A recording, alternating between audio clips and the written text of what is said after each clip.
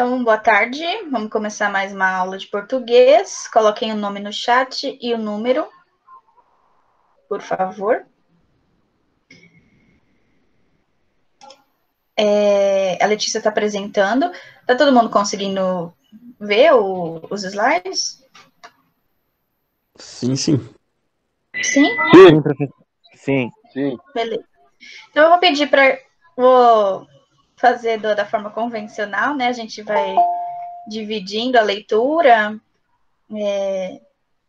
É um texto que não é muito pequeno, né? Vocês viram lá, acho que tem uns 4 slides com esse texto. A gente vai tentando discutir cada slide, tá bom? Alguém quer comentar alguma coisa sobre Macunaíma antes de a gente iniciar a leitura? Do que percebeu durante a atividade? Entendeu quase nada? É porque, assim, o Mário de Andrade, ele é da primeira fase do modernismo. A primeira fase é o pré-modernismo. Então, essa questão de facilitar na linguagem para o leitor ainda não está completamente aderida por eles, né? Lembra que no pré-modernismo existe a ideia, né, de uma literatura nova, né, de uma inovação na literatura, com base lá nas vanguardas europeias. E depois existe a tentativa de deixar a literatura mais com a cara do Brasil, né? A obra Macunaíma é a obra em prosa, que eu digo, né? Porque tem as obras poéticas, né? São poemas, e tem as prosas poéticas, né? E a gente está falando agora de prosa, tá? E Mário de Andrade, ele publicou na primeira geração do modernismo. Então, a gente ainda estava no pré-modernismo, a ideia de simplificar a questão da linguagem ainda estava se caminhando para isso, né? Uma fase de transição. Então, eu encontro bastante palavras que não é do nosso cotidiano, mas com relação a Mário de Andrade, e principalmente nessa obra, ele usa muitos termos indígenas, né? E eu acho que por isso que dificulta um pouco.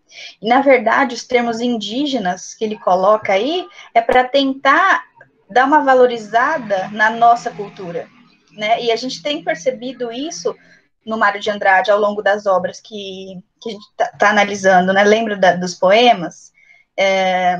De tentar aproximar a literatura para a cultura brasileira. Então, a obra Macunaíma é a tentativa de unir ali, né, o folclore brasileiro e tentar valorizar isso, né? E juntamente com a cultura indígena também. Só uma coisa que eu queria comentar, que essa questão dessa tentativa dos modernistas de tentar trazer a literatura fazer uma literatura mais com a cara do Brasil, eles vão chamar de nacionalismo, né? De brasilidade, às vezes, tipo, brasilidade na literatura. O que seria brasilidade? Essa palavra que eles usam. É a tentativa de deixar a literatura mais brasileira, mais com a nossa cara. O que a gente percebe? O que a gente pode fazer uma comparação?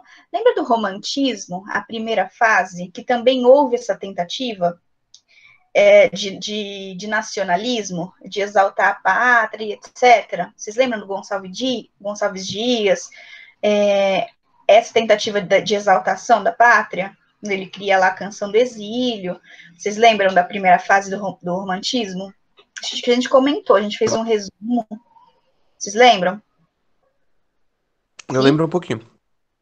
Tá. Então, nós tivemos a primeira fase do romantismo com essa ideia, né, de exaltar a pátria, de valorizar muito a pátria, e nós temos isso no modernismo também, só que é diferente. Por que é diferente? Porque no romantismo, eles queriam idolatrar a pátria de uma forma muito positiva. Então, só se exaltava a beleza do Brasil.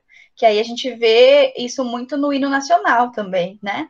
Então, a gente vê a questão da natureza, linda, e assim, tudo lindo e maravilhoso aqui no Brasil. Mas quando chega no modernismo, como eu tenho essa questão também de crítica social envolvida e denúncia, então eu não a gente não enxerga essa tentativa de nacionalidade de forma positiva, porque eles tentam, né, trazer a literatura com a cara do Brasil e tentam retratar o Brasil através da literatura, mas não de uma forma tão positiva assim.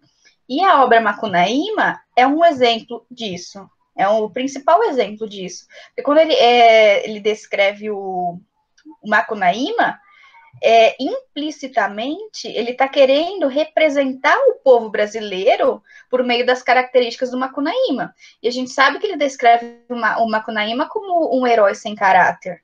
Então, assim, existe uma crítica social muito forte aí quando ele tenta descrever o povo brasileiro com essa obra, porque Macunaíma está sendo representado, está representando, na verdade, o povo brasileiro. Então, a gente vai ler e vai discutindo acerca da escritura, mas tenham em mente isso, tudo que ele falar do Macunaíma, ele está querendo implicitamente, ou seja, de uma forma metafórica, descrever o povo brasileiro. Então, ele implicitamente diz que o brasileiro não tem caráter, né? O brasileiro faz tudo que o Macunaíma faz, né? Então, essa é a grande questão dentro dessa obra. E eu queria que isso ficasse claro na cabeça de vocês. Tudo bem? Até aí? Sim, sim. Sim? Então, quem poderia fazer a leitura desse primeiro slide para a gente discutir? Eu. Luísa? Isso. Ok. Vou começar. Tá bom. Macunaíma. No fundo do mato virgem nasceu Macunaíma, herói de nossa gente. Era preto retinto e filho do medo da noite. Houve um momento em que o silêncio foi tão grande, escutando o murmurejo do Uraricoera, alguma coisa assim, né? Que a Índia Tapanhumas pariu uma criança feia. Essa criança que que chamaram de Macunaíma. Já na meninice fez coisas de sarapantar. De primeiro passou mais de 6 anos não falando. Se o incitavam a falar, exclamava: If, ai que preguiça! Não dizia mais nada. Ficava no canto da maloca, trepado no giral de Paxiúba, espiando o trabalho dos outros e principalmente os 2 manos que tinha, Manape, Jagalinho e Jiguê na força de obra. O divertimento dele era decepar a cabeça de saúva. Vivia deitado, não se punha os olhos em dinheiro. Macunaíma andava para ganhar vintém. Então, só quais informações nós temos contidas aí acerca do Macunaíma? Das características, é um trecho que expõe muito as características dele, né? Vai falar aí de quando ele nasceu e algumas características. Quais são? Preguiçoso, a Letícia falou no chat. Ele é preto, preguiçoso, feio. Feio. Eu acho que é isso. Preguiçoso, feio, retinho. Negro. Ele vivia perto e gostava muito de dinheiro. Gostava muito de dinheiro, parece ser maldoso, porque quando fala que a principal distração dele era decepar a cabeça de saúvas, então demonstra uma pessoa, sei lá, meio maldosa, né? Enfim, pelo menos eu penso assim, não sei. Eu era maldoso quando era criança. Mas não é um jeito diferente de tratar um herói? Eu não sei se foi com vocês que eu comentei, mas essa questão de anti-herói na literatura é bem interessante, porque quando eu falo em herói, qual é a primeira coisa que vem na cabeça de vocês? Quais Só seriam coisa as boa. características A de um Sarah tipo de comentou com a herói? gente. Oi? A Sarah tinha até comentado com a gente que quando a gente fala, tipo, de um herói, a gente só pensa em coisa boa. Já o anti-herói, tipo, ele tá lá, faz coisa boa, mas, tipo, se é do interesse dele, sabe? Se não é do interesse dele, tipo, nem.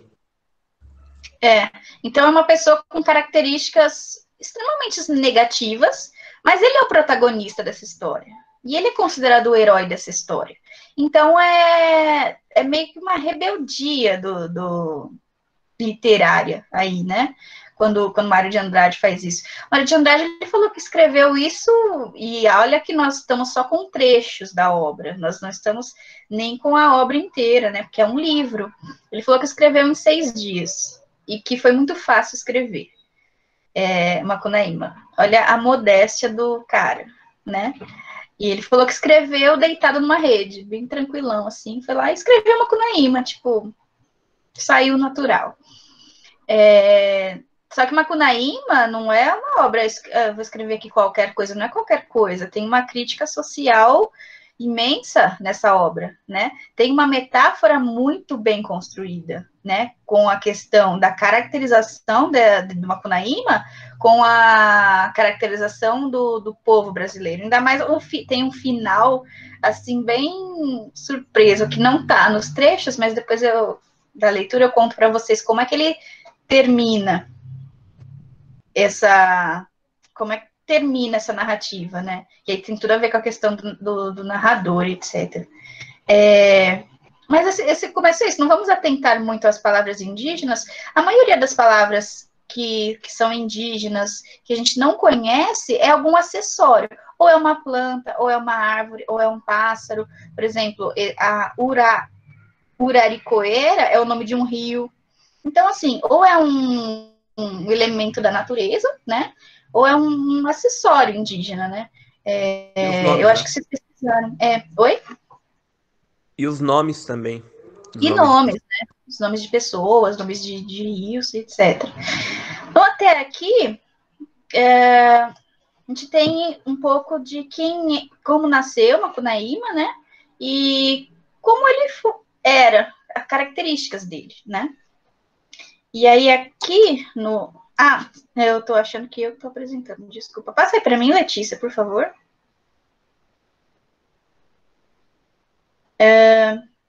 Nossa, tinha colocado um efeito mais bonitinho. Acho que você tá pelo celular, né, Letícia?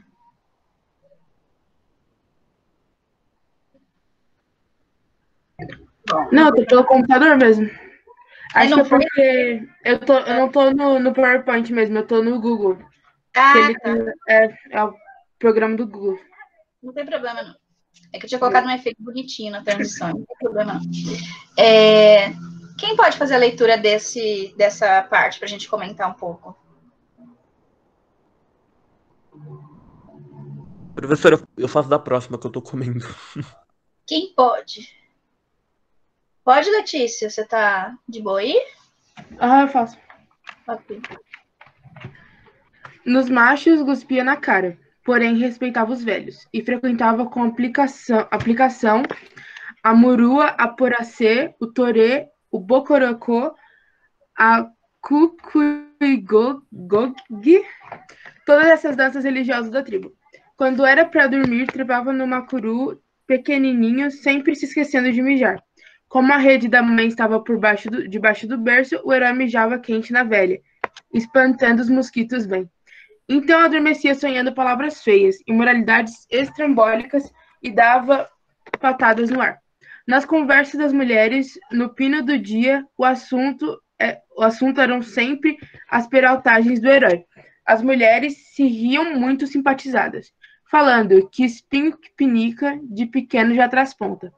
E numa pagelança, Reinagô fez um discurso e avisou que o herói era inteligente. Ok. E nessa parte, o que a gente pode ressaltar? As informações mais importantes.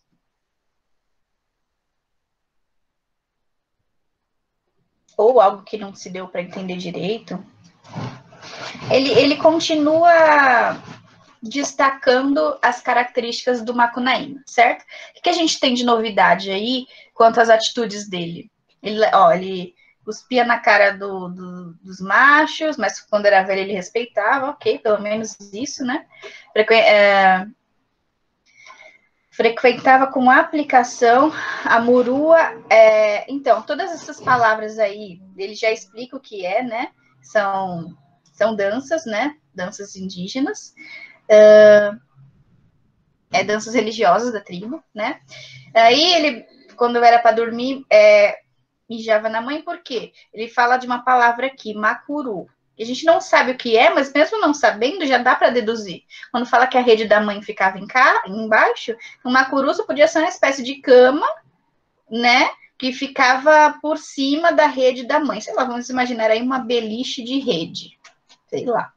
Mas deve ser algo do tipo, né? Porque a mãe fica embaixo, ele fica em cima. E como ele esquecia de ir ao banheiro e fazia xixi na mãe. Ou seja, Macunaíma era uma peste desde criança, certo? Ele não, desde criança ele já não prestava e já fazia um monte de coisa ruim, assim, já era mau caráter desde pequenininho. E tem uma fala aqui que eu queria perguntar para vocês, quer ver?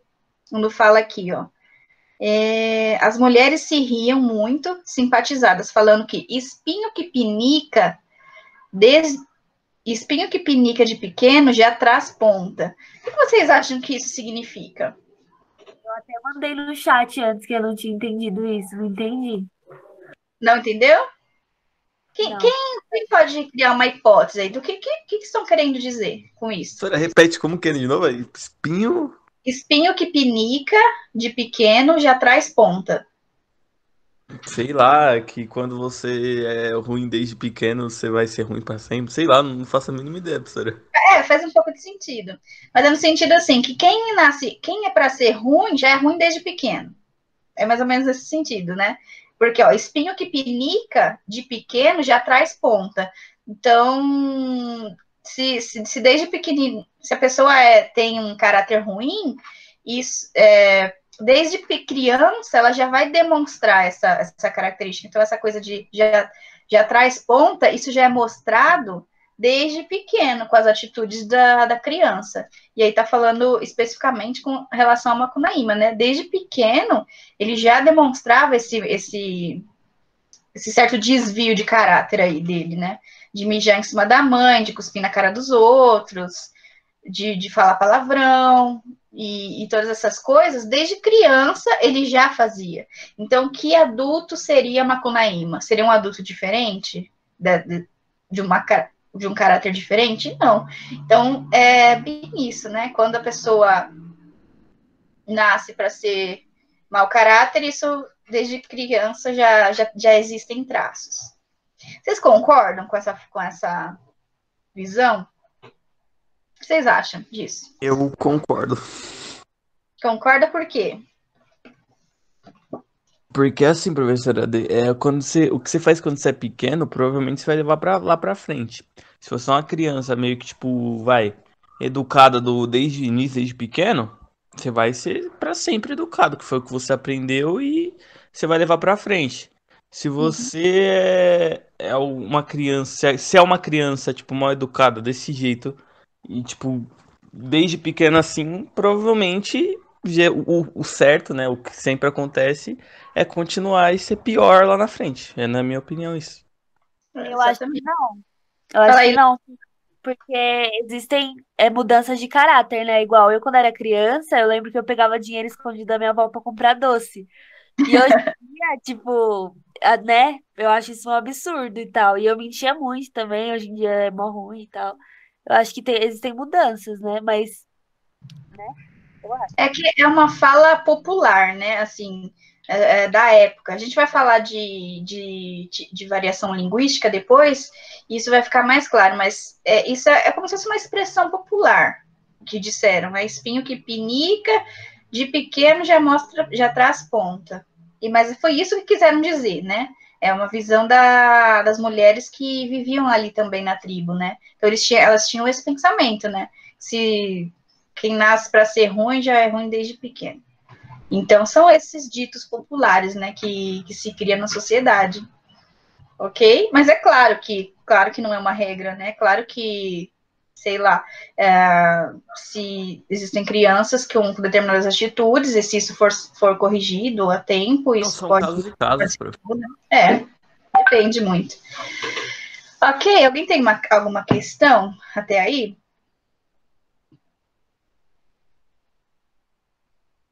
Não? Eu não, tá tudo tranquilo.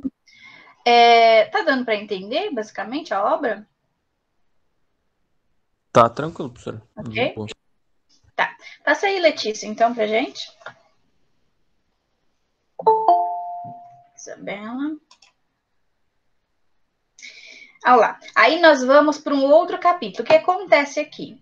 Ele mostrou pra gente na apostila só 2 capítulos. Não, 3.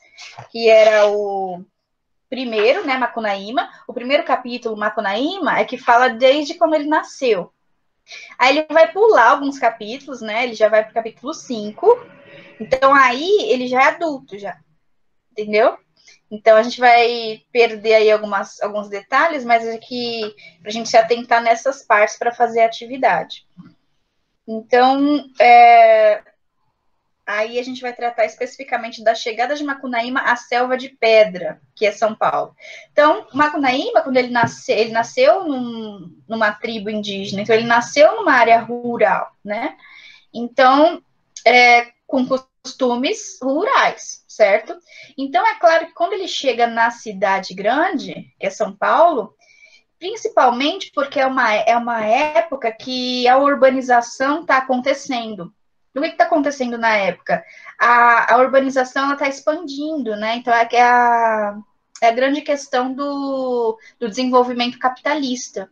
Então, é aquele momento de transformação da cidade grande, onde a parte começam a surgir fábricas, prédios, né? Então, é uma época de transformação. E isso chocou um pouco a pessoal da época, né? Por isso que isso recai na literatura, né? Porque quando a sociedade sofre mudanças, ela sofre mudança de todos os lados. Então, sofrer uma mudança política, uma mudança econômica, isso vai recair na literatura. Por isso também da necessidade de um novo jeito de fazer literatura, porque a sociedade estava mudando. Então a literatura precisava registrar essa mudança, né?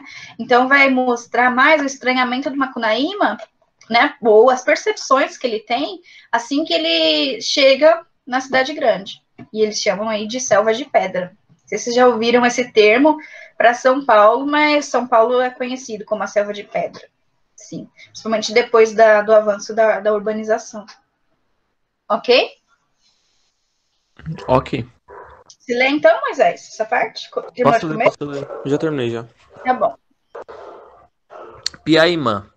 Chegada de Macunaíma à Selva de Pedra, São Paulo. As cunhãs tinham ido ensinado para ele, Macunaíma, que o saguiaçu não era saguim não. Chamava elevador e era uma máquina. De manhãzinha, ensinaram que todos aqueles piados, berros, cuqueadas, sopros, roncos, esturros, não eram nada disso não. Eram mas clachons, campainhas, apitos, buzinas. E tudo era máquina. As onças pardas não eram onças pardas. Se chamavam Fords, Upimobiles, Chevrolets, Dodges, Marmons e eram máquinas. Os tamanduás, os boitatás, as inajás de curuatás de fumo, em vez eram caminhões, bondes, autobondes, anúncios luminosos, relógios, faróis, rádios, motocicletas, telefones, gorjetas, postes, chaminés. Eram máquinas e tudo na cidade era só máquina. Ok. Então, quando ele chegou, aí fala, as cunhãs, mas são moças, né? São jovens, foram explicar algumas coisas para ele, né? Porque como ele estava vindo da selva, então ele viu tudo muito diferente, ele não conhecia aquelas coisas. Então, essa questão de máquinas, de elevadores, coisas que ele nunca tinha visto, foi aí apresentada para ele, né? Aí a gente vê uma certa, porque tem uma questão que pede para descrever o cenário, né, da urbanização. Não sei se é nesse capítulo que pede, mas quando chegar na questão a gente vê. É no 9. Oi? É no capítulo 9, se eu não me engano, prof. Né? Mas aí a gente já começa a perceber onde ele chegou, né? Onde que ele chegou? Ele chegou num lugar diferente, e aí ele só está vendo muitas máquinas, muitas indústrias, carros, né? Porque quando ele fala aqui, esse termo enorme aqui, cadê? Ai, meu Deus, não sei se vocês pesquisaram, mas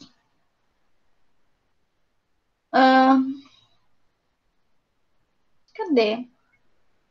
Que ele fala Dodge, não sei o que, me ajuda a achar aí. Aqui, ó, Fords, Mobile, não sei se é Mobiles ou Chevrolet, Dodge, Marmons. É carro, são modelos de carro, né?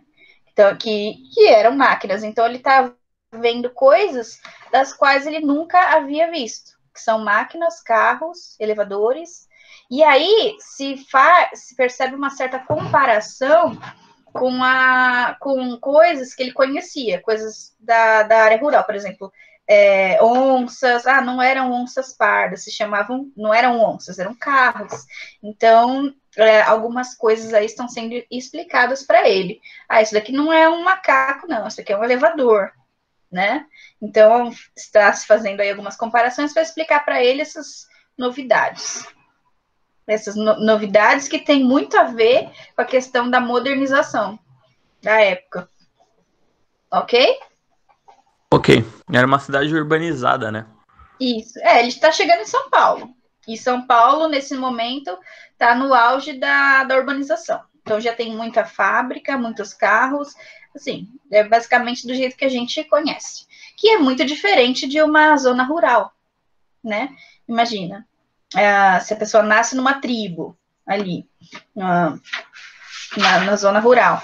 Não conhece nada disso, quando chega, não sabe o que é, nunca tinha visto. Então, uma tentativa de mostrar para ele as novidades.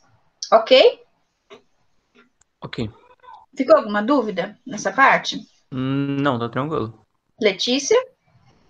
Tudo bem?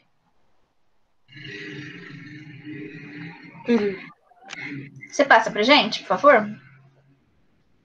Ok, tem mais uma parte aí pra gente discutir, que é referente a esse mesmo capítulo, né, pai e mãe, que é com relação à chegada dele, né, em São Paulo. Quem pode fazer a leitura?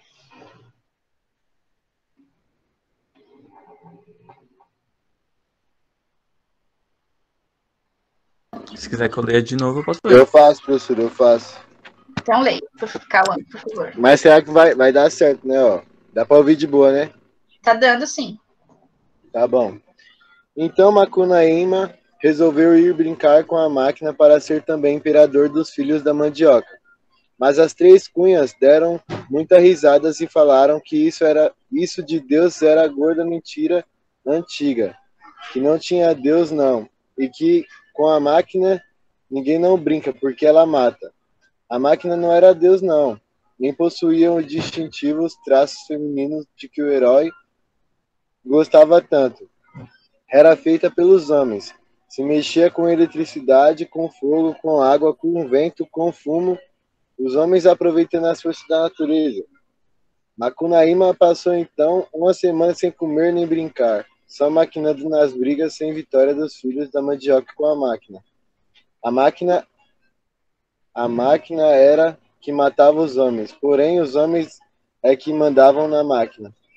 Constatou, pasmo, que os filhos da mandioca eram donos sem mistério, e sem força da máquina, sem mistério, sem querer, sem fácil, incapaz de explicar as infelicidades por si. Macunaíma concluiu: os filhos da mandioca não ganham da máquina, nem ela ganha deles nesta luta. Há empate. Os homens é quem eram as máquinas, e as máquinas é quem eram homens. Macunaíma deu uma grande gargalhada. Esse trecho é um dos mais fortes, assim, na minha opinião, né? Quando ele começa a observar a questão do ser humano, a relação que o ser humano tem com a máquina, né? Ele nunca tinha visto, então imagina, né? Alguém chegando e ele tá atento às novidades tecnológicas, né? Mas é um trecho muito bem construído, na verdade, e tem uma crítica aí social muito forte, né? Por quê? Por que ele se indigna, ou por que ele fica tão interessado nessa relação do ser humano com a máquina, manipulando a máquina? Ou de repente sendo manipulado por ela, não sei. O que esse trecho, o que eu posso retirar desse trecho como reflexão? Que os homens aí estão meio que sobrevivendo, tipo, vivem. A vida deles é controlar a máquina, talvez. Eu pensei por esse lado, tipo, Também, eles controlam a máquina, mas, tipo, quem acaba controlando eles é a vida deles é a própria máquina. Tipo, porque ele se torna escravo daquilo, isso. né? A vida deles se torna aquilo, somente aquilo. E é uma coisa mecânica, né? Você nem precisa pensar em nada, né? Você só precisa executar ali. Sei lá, de Sim, repente sim, perder um é tipo exatamente o que eu tinha falado, tipo, que dá pra ver ali. Que ele fala que, tipo, os homens controlam a máquina, só que quem, tipo, realmente tá controlando eles é a máquina. Tipo, eles controlam a máquina, mas a máquina controla a vida deles. Basicamente isso. E quando ele fala aqui, ó, os homens é que eram máquinas e as máquinas é que eram homens. Essa inversão, sabe? O que vocês conseguem pensar acerca disso? Olha lá. Os homens é que eram máquinas e as máquinas é que eram homens. Ele colocou aí uma inversão de papéis, na verdade, né? Sim, o controle seria a questão do controle? Pode ser do controle. Mas também tem uma crítica muito forte à questão do capitalismo aí. O Mário de Andrade, ele já tem esse internalizado, essa questão de criticar a questão capitalista, e a gente sabe disso muito bem, porque nós fizemos uma atividade com base naquele poema dele, o Ódio ao Burguês, certo? A gente já vê uma característica nele em criticar essa questão da burguesia. Porque, veja, o homem que constrói, ele fala, é o homem que constrói a máquina, mas depois a máquina mata o homem. É isso que ele fala, né? Mas, vamos analisar. O homem que constrói a máquina é o mesmo homem que executa essa máquina? Não. Como é que funciona? Um constrói a máquina, os outros têm as suas funções e de outras pessoas que têm que controlar essa máquina.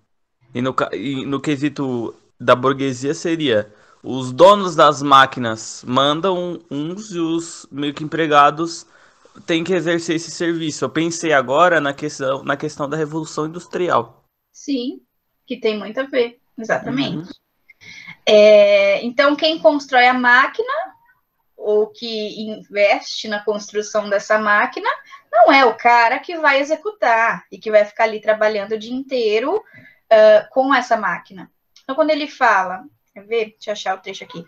A máquina não era Deus, nem possuía o distinto traço, que ele fala que a máquina acaba matando o homem. Me ajuda a achar o trecho.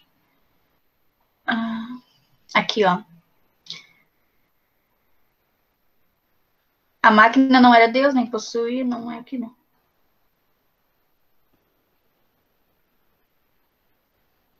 A máquina era que matava os homens, porém os homens é que mandavam na máquina. Então é isso, né? Eu não, gente, de verdade, eu não sei se tem relação, tá? Com a intencionalidade do Mário de Andrade.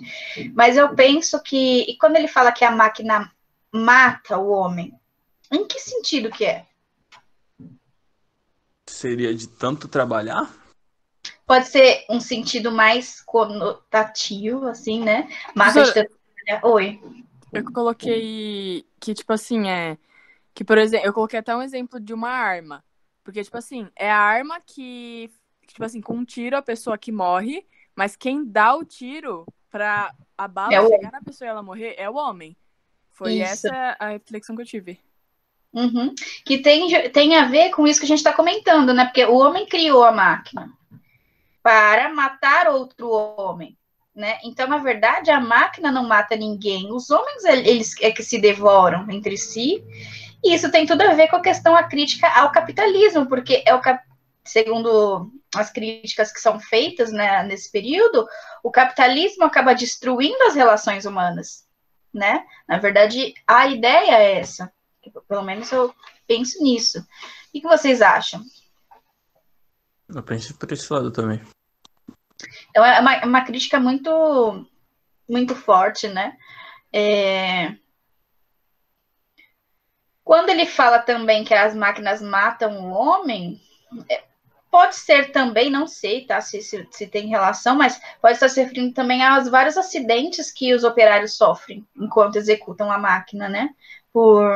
É que hoje nós temos equipamentos de segurança, tem um investimento melhor na questão da segurança, mas tem normas a serem cumpridas e tal. Mas antes não. Então, muitas pessoas se acidentavam também, né? Executando máquinas. Então, pode ser que também tenha um viés nesse sentido. Ou nem questão de acidente, professora. Na época, tipo, não sei se nessa época já era assim ainda. Utilizava muito do carvão, né? E, tipo, é muito.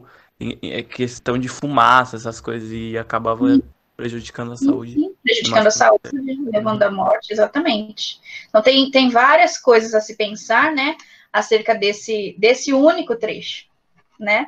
Quando ele faz essa constatação. E aí, essa é uma discussão que tem uma questão que pede para discutir exatamente isso, né? E a gente já está discutindo aqui, ok? Certo? Alguma dúvida ou algum comentário acerca desse trecho? Não, por mim tá tranquilo. Tranquilo? Você passa a ler pra gente?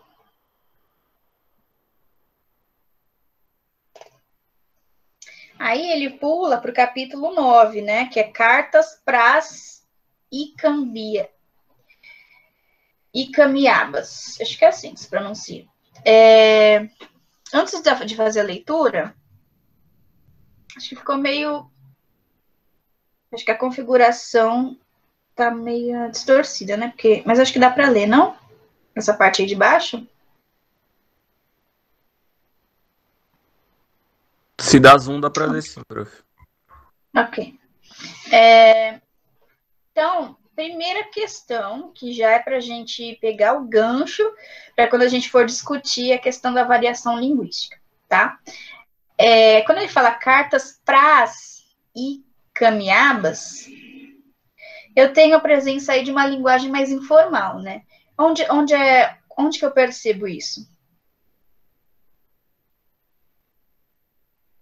Não faço ideia. No pras? No pras, exatamente, porque o formal seria para as, Então. né?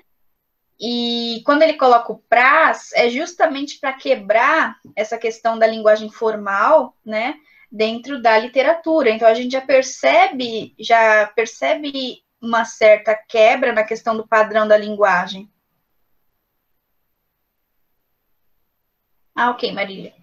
A gente já percebe essa tentativa, né, de tentar colocar na literatura palavras mais informais e mais da oralidade. Mas o Mário de Andrade, ele também ele ironiza isso um pouco com a questão de que as pessoas escrevem de um jeito e falam de outro. Não que isso seja um problema, mas na visão dele era. Entendeu? A gente vai discutir isso mais para frente, né? A questão de você falar de um jeito e escrever de outro. Mas é isso. Quem pode fazer a leitura desse? Acho que esse é o último. Desse aqui. É o último. Quem pode ler?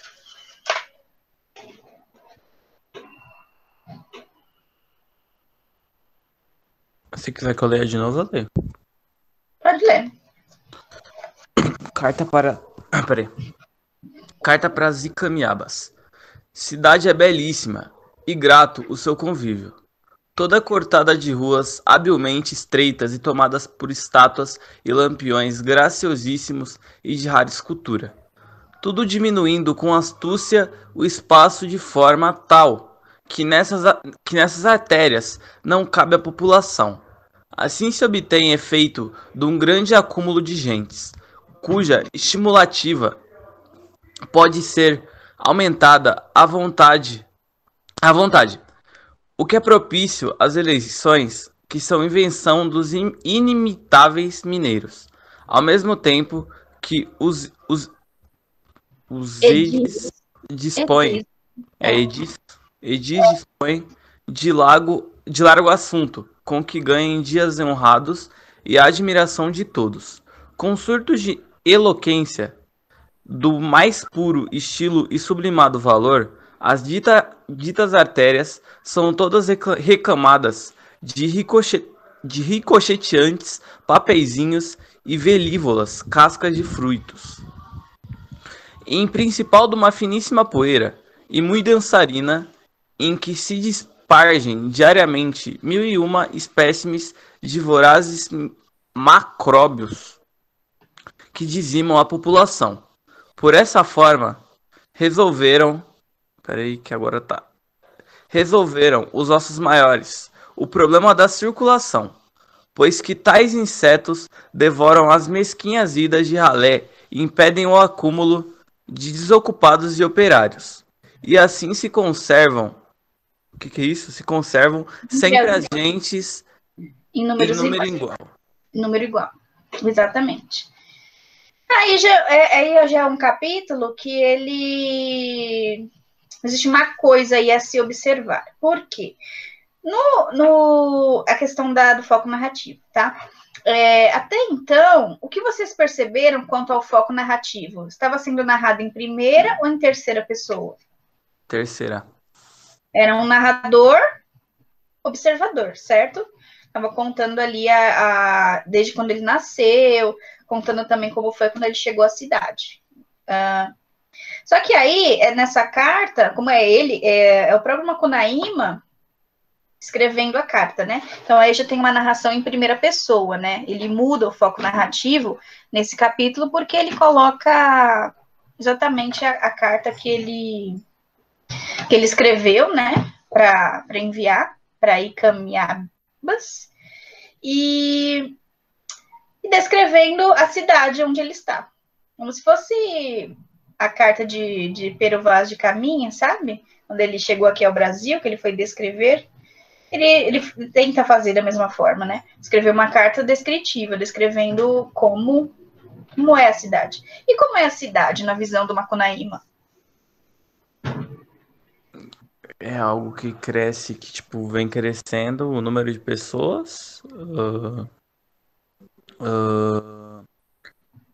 Tá tendo muita coisa, tipo, questão de edifício, eu pensei por isso. Não sei se eu tô errado. E tá cada vez mais diminuindo, tipo, o espaço. Aqui na hora que ele fala aqui, ó, que nessas artérias não cabe a população. Assim se obtém efeito de um grande acúmulo de gentes, cuja estimativa pode ser aumentada à vontade. E aí tem um pouco mais. Sim, então assim, são tantas construções, né, acontecendo que quase que não sobra espaço para as pessoas, né? Ele faz um exagero aí. E é isso, ele descreve como é. Mas ele também fala do povo que está no poder, né? Que de certa forma acaba com a população, né? Quando ele essa palavra aqui, edis, não sei se vocês pesquisaram, mas é um cargo político, né? É um vereador, que é um cara que fala bem, etc., mas que no final das contas ele acaba destruindo as pessoas, né? Tudo isso é uma crítica à questão do sistema capitalista que está crescendo, né? Na época. Ok, até aí? Como ele enxerga a cidade? Na verdade, não está escrevendo uma carta só descritiva. Existe uma crítica aí, né? Às coisas que acontecem nessa cidade também. Certo? Certo. Ok? Aí, acho que esse é o último slide do texto. Vamos falar um pouquinho das questões agora, tá? Eu não coloquei as questões. Não, volta lá, Letícia. Esse daí já é outro assunto. Acho que dá para a gente discutir rapidamente, porque a gente já comentou a maioria das coisas, né? Então, ó, só para a gente relembrar. Macunaíma, Herói Sem Caráter, é considerado um dos clássicos literários mais importantes do movimento modernista no Brasil. Isso já comentou. A forma narrada ou cantada retrata um herói de nossa gente.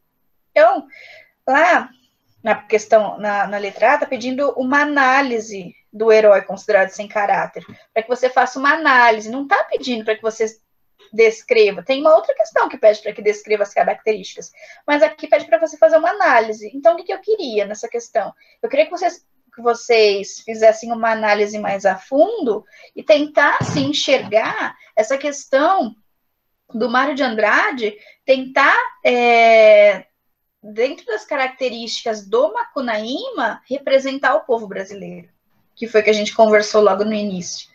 Porque é essa a intencionalidade dele, né?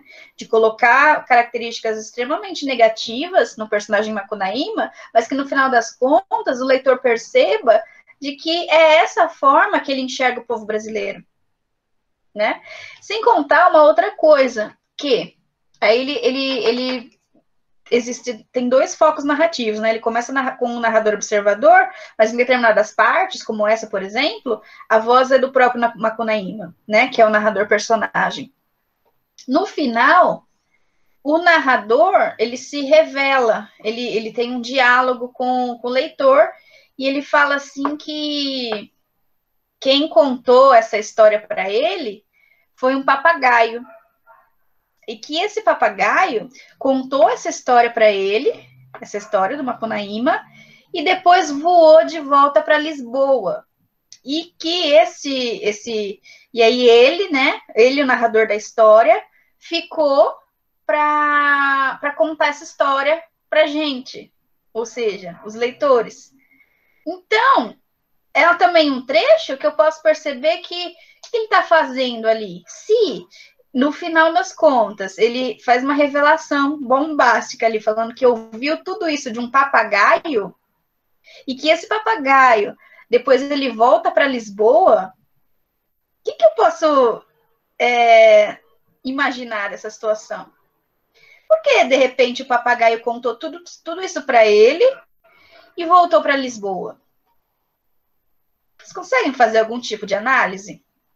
Professor, eu pensei no negócio, mas eu acho que é nada a ver. O quê? Lisboa é europeia. É a capital de Portugal, sim. Então, é do lugar de Portugal, que é a Europa. E, tipo, né, como é pré-modernismo, ainda eles tinham vestígios da coisa, não era?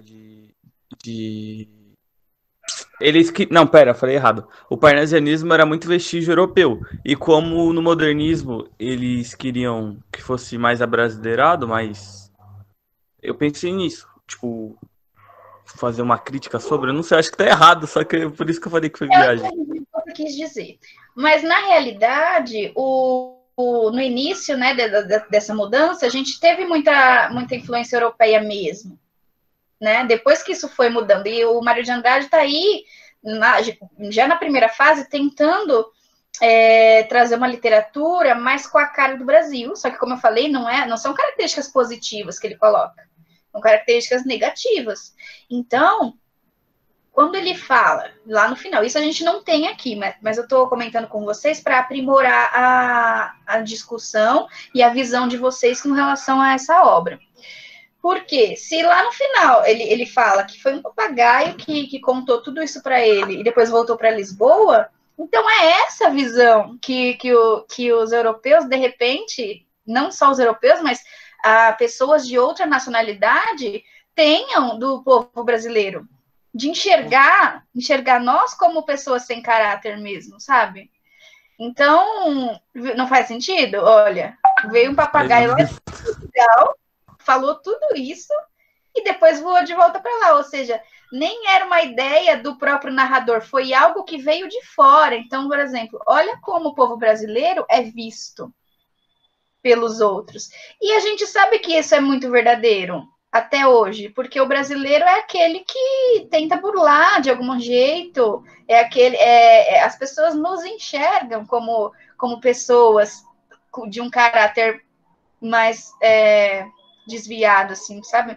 Meio sem caráter mesmo. A gente sabe que isso é verdade. Então, é exatamente isso que ele quis mostrar, né? Quando ele revela a questão do papagaio no final do livro. O que vocês acham? Eu acho que tem sentido pra caramba, tipo, muito sentido mesmo. né? Então ele escreve tudo isso, no final ele ainda revela, olha, tipo, eu nem tenho nada a ver com isso, tá? Tipo, mas não é querendo falar não, mas o povo, os outros países nos enxergam desse jeito aí, ó. É tudo sem caráter aqui, nós somos assim. Entendeu? Então é uma crítica muito grande. Então é muito diferente da época do romantismo, que eles tentam exaltar a pátria e colocar somente as características positivas. No modernismo, eles tentam uma literatura mais brasileira, mas não tem essa de tentar exaltar e tentar mostrar tudo que é bonito. Aqui não. Então eles têm a tendência a fazer denúncias fortíssimas também, com relação a tudo que está acontecendo na época. Ok? Então, essa primeira questão, é claro que vocês não iam conseguir chegar nessa constatação, mesmo porque não tinha esse trecho na apostila de vocês. Mas se vocês conseguissem chegar nessa questão dessa tentativa de demonstrar, por meio das características do Macunaíma, a questão de como é o povo brasileiro. Ele quer colocar ali no Macunaíma todas as características do brasileiro. E a gente sabe que o Macunaíma só tem características ruins, que ele é mau caráter desde criança. Então, essa é a grande crítica. Ok? Ok. Ficou mais claro agora, gente, quanto ao sentido e à intencionalidade dessa obra? Ficou? Ficou. Beleza. E depois, ok, essa era a análise, né? Aponte o foco narrativo predominante na obra. E destaque. Tá, isso vocês já me responderam. Qual é o foco narrativo predominante na obra? A maioria das vezes, o foco narrativo tá em que tipo de narrador? Narrador observador. Narrador observador. Só em uma hora ou outra é que ele coloca as palavras do próprio Macunaíma, né? Mas a maioria das vezes o narrador é observador. Até porque ele ouviu isso tudo de um papagaio, né? O papagaio que, na verdade, contou tudo isso para ele. Ok. Mário de Andrade utiliza-se de 2 tipos de narradores para mediar as peripécias de Macunaíma. O narrador personagem e o narrador observador. A gente já falou disso. Ficou claro, não ficou, gente? Ficou assim. Qual deles predomina no capítulo 5, pai e mãe? Você volta lá, Letícia, pra gente? Acho que é uma só que precisa.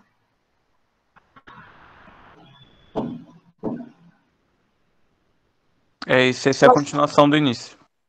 Sim, mas aqui já dá para perceber. Ó. Então, Macunaíma resolveu ir brincar com a máquina para ser também imperador dos filhos da mandioca. Então, quando eu falo que, então, Macunaíma resolveu brincar, porque ele não é o próprio Macunaíma que está falando. Então, eu tenho aí um narrador em terceira pessoa, ou seja, um narrador observador. Ok? Ok. Então, a questão pedia para que você dissesse isso, e eu esperava que vocês respondessem, que o narrador era observador, e colocasse um trecho que comprovasse isso. E existem vários trechos para comprovar. Olha, Macunaíma passou, então, 1 semana sem comer. Isso já comprova, porque está falando, é uma outra pessoa falando do Macunaíma. Ok? Essa vocês tiveram dificuldade?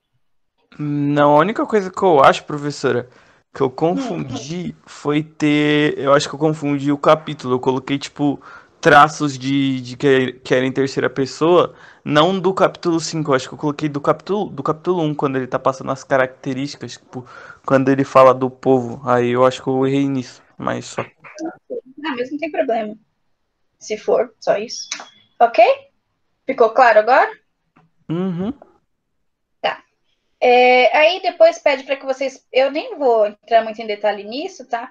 Mas tá falando aqui que o autor utiliza referências do folclore brasileiro e técnicas modernas, exaltando a brasilidade por meio da linguagem literária. Essa questão de exaltar a brasilidade é na tentativa de usar essas palavras indígenas, tá? Para tentar incorporar aí dentro da literatura uma cultura mais brasileira mesmo, que é a questão indígena, certo? E ele faz isso mesmo, isso é óbvio. Anote em seu caderno os vocabulários indígenas, e aí eu vi que vocês fizeram, é só olhar, né, todas as palavras indígenas, e a B, buscar o significado dessas palavras. Vocês tiveram dificuldade com isso? que acredito que seja algo muito mecânico, né? Ir lá no dicionário e ver qual que é o significado das palavras. Ok, tranquilo? Foi tranquilo isso. Ok? Ele até, enfim, eu vi lá que os que responderam colocaram corretamente. Aí a C pede, quais descrições, características físicas e psicológicas da personagem podem ser observadas no primeiro parágrafo do capítulo de Macunaíma? A gente conversou quando estava lá no primeiro capítulo. Mas voltando, só para ficar claro quanto à questão, quais são as características que a gente pode pegar aqui para descrever na Macunaíma, nesse primeiro parágrafo? Só para relembrar, porque a gente falou disso quando eu estava fazendo a leitura. Ele é feio, ele é preto, deixa eu ver. Ele é muito interessado em dinheiro. Preguiçoso. Preguiçoso, maldoso, né? Desde criança. Então, características físicas é quando assim, é preto, retinho, que dá a impressão de ser muito magro, né? E tá, essas são as físicas. É quando fala que ele. Ai, meu Deus, quais são as características psicológicas? Olha lá, ó. Feio também é características físicas, mas essa questão quando chega na questão do caráter, né? Até na outra parte, quando fala que ele cuspia nos outros, etc., aí já são características psicológicas dele, que aí tem em relação com o caráter dele, ok? Tudo bem essa divisão entre característica física e psicológica? Tranquilo. Tranquilo? Beleza. E aí, depois vem a questão número 4, que fala do negócio lá da figura de linguagem. E eu acho que isso vai estar... Coloca lá a Letícia no capítulo 9 pra gente, por favor. Pede pra gente observar o cenário que ele descreve, né? E descrever qual a figura de linguagem presente aí. O que a gente percebe? A gente percebe que uma metáfora muito grande, até quando ele fala de artérias, né? Porque quando ele fala de artérias, ele está falando de quê? Cadê? Vou mostrar lá. Seria do veia corpo. Nossas veias. Mas não é disso que ele está falando, né? Não, sim, ele se refere à artéria, só que, tipo, falando sobre a cidade. Sim. Os caminhos, as ruas, de repente, né? Professor, eu notei muito, tipo, eu tenho muita dificuldade com isso, né, com figura de linguagem. Mas eu notei muito. Hipérbole seria? A hipérbole, exagero? sim, existe o exagero aqui no início, quando ele fala basicamente que não, quase que não cabe mais pessoas de tantas construções que estão surgindo, é uma espécie de exagero, né? Então eu vejo hipérbole também. Vejo metáfora com essa comparação com as artérias e também um pouco de ironia, quando ele fala que lá no finalzinho, que as pessoas são... Cadê? Deixa eu tentar achar aqui para vocês, ó. Macróbios que dizimam a população. Por essa forma, resolveram os maiores problemas da circulação, pois que tais insetos devoram as mesquinhas vidas da ralé e impedem o acúmulo de... Ai, não consigo ler. Deixa eu ver aqui. O acúmulo de desocupados e operários. Assim se concentram sempre as gentes... Oh, meu Deus. As gentes em número igual. Então, por exemplo, eles falam sei lá, de repente quem está no poder sempre dá um jeito de dizimar os outros, né? Que não estão, porque é essa relação que ele vê, né? Das pessoas que estão no poder e das pessoas que não estão. E geralmente as pessoas que estão no poder acabam com a vida de outras, né? Ou por conta de exploração, né? Enfim. Então, a gente não tem problema com acúmulo, né? Porque a gente sempre tem gente morrendo mesmo, né? Então, fica ali em números iguais. Mas isso é extremamente irônico da parte dele, né? A gente resolve os problemas dessa forma. Ok? Deu para... Então, basicamente, essas três figuras de linguagem aparecem. A hipérbole, a metáfora e ironia. E aqui também, quando ele fala esses insetos, quem ele está chamando de insetos? Quem que vocês acham que seria? Seria a burguesia? Não sei. Seria, de repente, a burguesia, os políticos, né, as pessoas que estão ali no poder. Então, eu percebo metáfora também, né? Porque ele acaba comparando ele com insetos, né? Insetos que... E aí é uma comparação para um aspecto negativo. A gente sabe exatamente o que ele quer dizer com isso, né? Então, metáfora também. Mas eu estava conversando com o segundo ano e, de repente, a gente pode fazer uma... Lá na questão dos... A gente vai ter uma semana para estudos intensivos, né, nesse bimestre. E eu posso preparar algo bem específico com relação às figuras de linguagem, né? Se vocês acharem que é o que mais está pegando, assim, tipo, em questão de dificuldade. Bom, eu tenho bastante, eu gostaria. Então, beleza. Então, a gente vê aí uma aula só para a gente falar de figura de linguagem, né? Até para relembrar tudo, para tentar encontrá-los, para ver se dá uma clareada melhor. Ok? Ok. Então tá. Deixa eu ver o que mais pede aqui. Aí, ok, é dessas figuras de linguagem e depois ele fala para observar um fragmento. O fragmento é esse. A máquina era, que a gente já comentou, tá? É só para a gente voltar na discussão. A máquina era que matava os homens, porém os homens é que mandavam na máquina. Constatou pasmo que os filhos da mandioca eram os donos, sem mistério, sem força, sem forças da máquina, sem mistério, sem querer, sem fastio, incapaz de explicar as infelicidades por si. E tem duas questões com relação a esse trecho. A primeira é, Macunaíma chegou a qual constatação? E a gente já falou sobre essa questão dele, dessa observação da relação do ser humano com a máquina, e é o que ele quis dizer com isso, né? Alguém poderia sintetizar só o que a gente já conversou sobre? Que constatação que ele chegou? Quando ele fala, assim, que a máquina era que matava os homens, porém os homens é que mandavam na máquina. Foi a própria questão que a gente tinha falado, né? Que os homens, tipo, tem o controle da máquina, mas, tipo, a máquina acaba controlando eles. A questão que a gente tinha comentado também, que, tipo, a máquina não mata, tipo, quem mata são os próprios homens no controle dela. Exatamente isso. E a Isabela comentou um pouco sobre, né? Também, do que ela havia colocado, né? Isso, verdade. E é isso. E depois ele fala também, há um recurso estilístico em destaque, que é uma figura de linguagem também, que é a repetição da palavra, sem. E a gente conversou sobre isso na última live, né? Qual é essa figura de linguagem?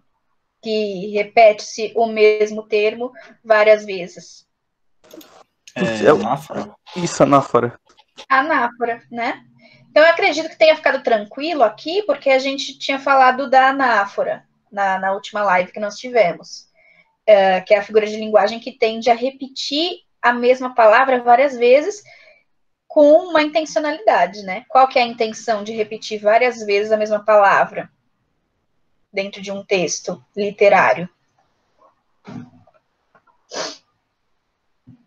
Professor, eu esqueci.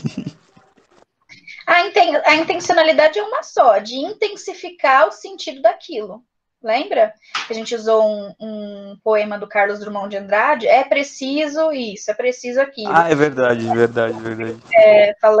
Repetindo, é preciso casar, é preciso ter filhos, é preciso. A gente discutiu um pouco sobre por que ele coloca é preciso. É justamente para enfatizar aquilo. E aqui não é diferente, ele quer dar ênfase no sem, né? Que é para dizer, deixar clara a incapacidade que o ser humano tem de...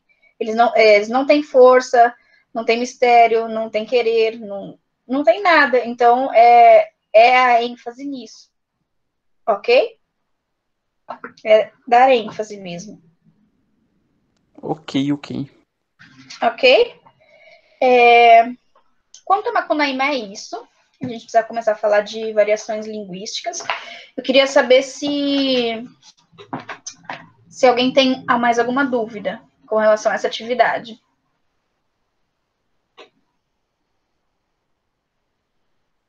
Quero não, professora. Não? Ok. Então passa pra gente, Letícia, por favor. Então vamos falar agora de variação linguística, né? O que é a variação linguística, né?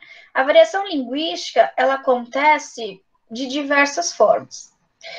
Mas é porque a língua, ela é algo vivo, ela varia mesmo. Então, qual é a maior prova de que existe uma variação linguística? A maior prova disso é que tem textos que esses textos mais antigos que a gente pega para ler, a gente não consegue entender quase nada. Por quê? Porque a linguagem sofreu alterações, né? E conforme a sociedade sofre alterações, a linguagem também sofre alterações. Na questão até do próprio modernismo, né? Quando pensou-se numa literatura mais um novo jeito de fazer literatura, a primeira coisa que eles pensaram em mudar foi a questão da linguagem, não foi? De deixar a linguagem mais acessível, de existir ali dentro da literatura um outro tipo de linguagem, né? Porque o parnasianismo tinha lá sua linguagem específica para literatura.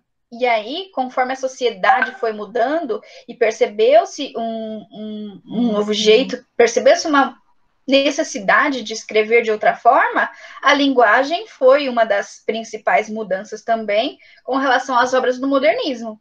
Não foi uma das principais mudanças? Vocês lembram? Sim. Sim? Então, a linguagem, ela varia de diversas formas, né? Mas, principalmente, ela acompanha a evolução da sociedade. Por exemplo, a geração que nós temos hoje não é a mesma geração dos seus avós. Consequentemente, a linguagem que os seus avós usavam para se comunicar naquela época não é a mesma linguagem que nós utilizamos para nos comunicar no dia de hoje, né? Porque a linguagem, ela sofre essas variações. E essas variações que eu estou comentando com vocês são variações históricas, tá? Ou seja, existem mudanças da sociedade e conforme existem mudanças na sociedade, automaticamente vão existir mudanças na linguagem também. Ok? Ó, ela é uma construção humana e histórica. Desculpa, deixa eu ler desde o começo. Ó. Língua é a linguagem verbal, oral ou escrita, utilizada por um grupo de indivíduos que constituem uma comunidade, certo? Ela é a construção humana e histórica. Então, quando ela varia historicamente, é essa variação que eu estou comentando com vocês. É acompanhar a evolução da sociedade. Tudo bem quando eu digo, tudo bem quanto a essa variação histórica, né? A sociedade vai evoluindo e a linguagem também, não é? Às vezes, até conversando com os avós ou com pessoas mais velhas, vocês já percebem que não é a mesma linguagem que você está acostumado. Quem que pode falar um pouco disso ou dar algum exemplo? Alô, tá me ouvindo? Oi, Gabriel, pode falar. Professora, acho que você tinha citado aquele exemplo que tipo, dá a palavra você, para se referir a alguém, que antigamente era, tipo, vossa mercê, aí depois vós mercê, aí, tipo, foi mudando até virar você.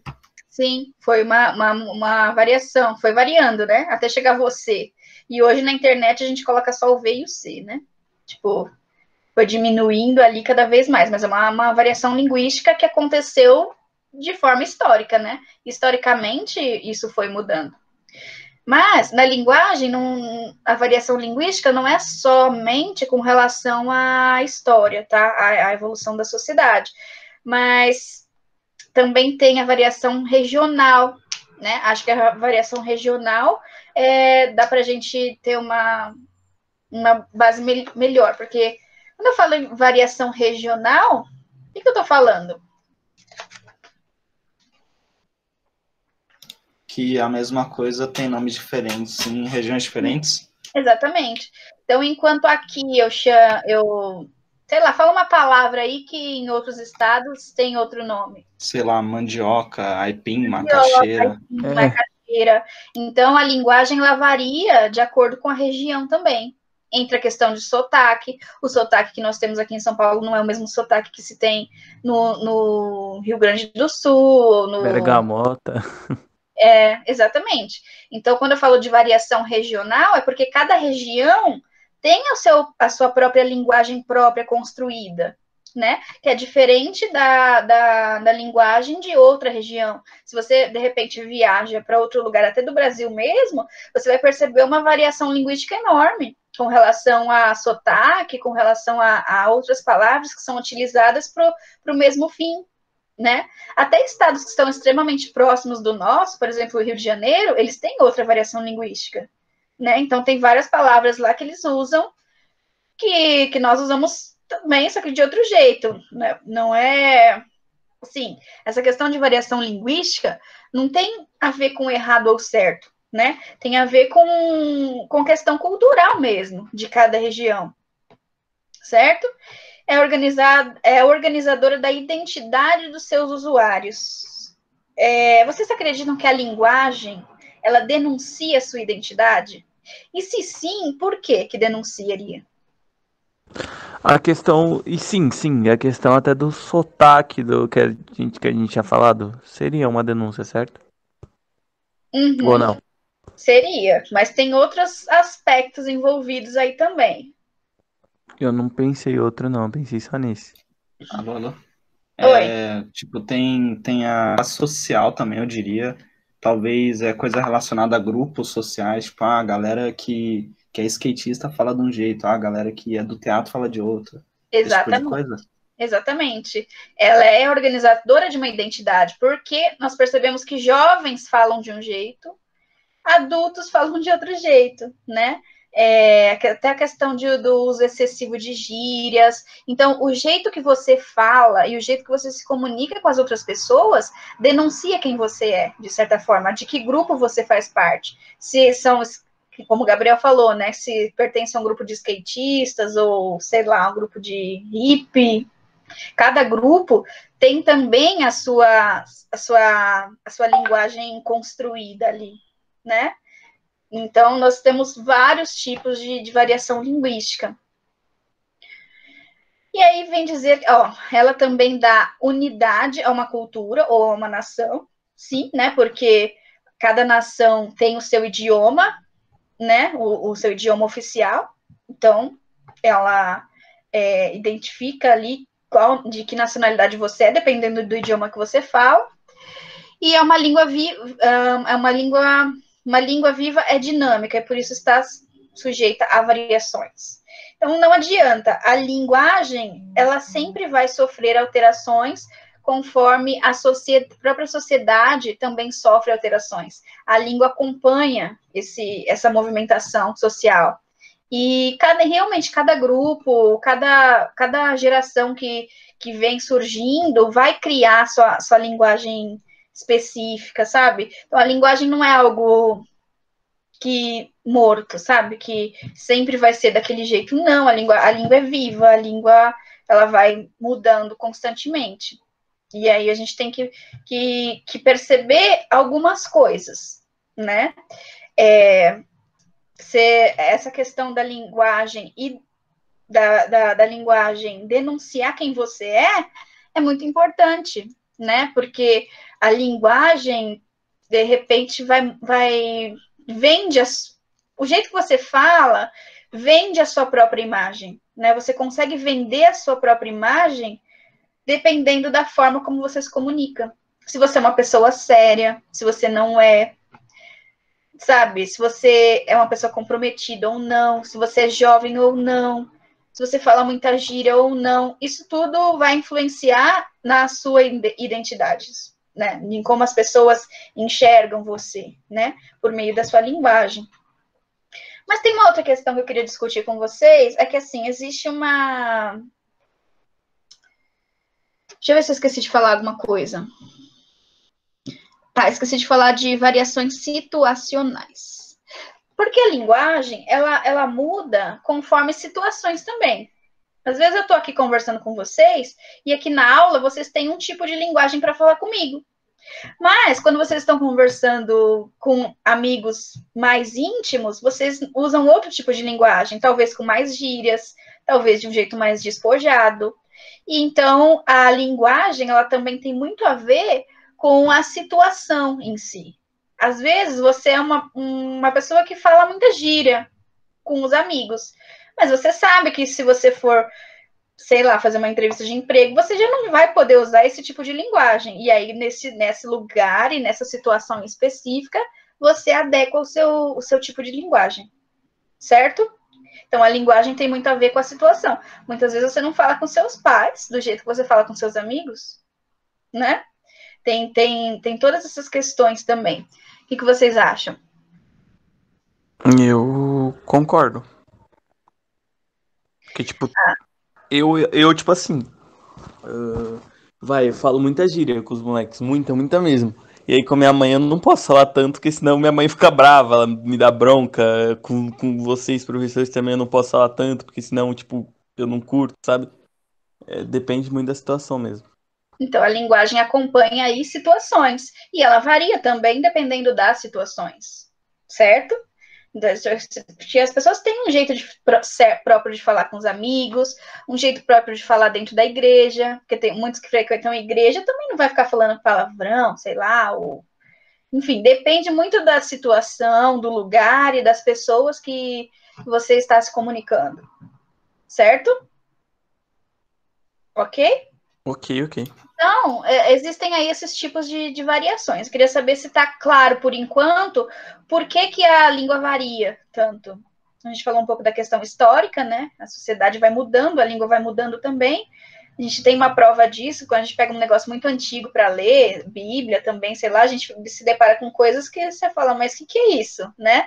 Por quê? Porque a linguagem mudou, e a linguagem de hoje não é a mesma, né? E aí por isso a necessidade de ir lá pesquisar para ver o que quiseram dizer com isso, né?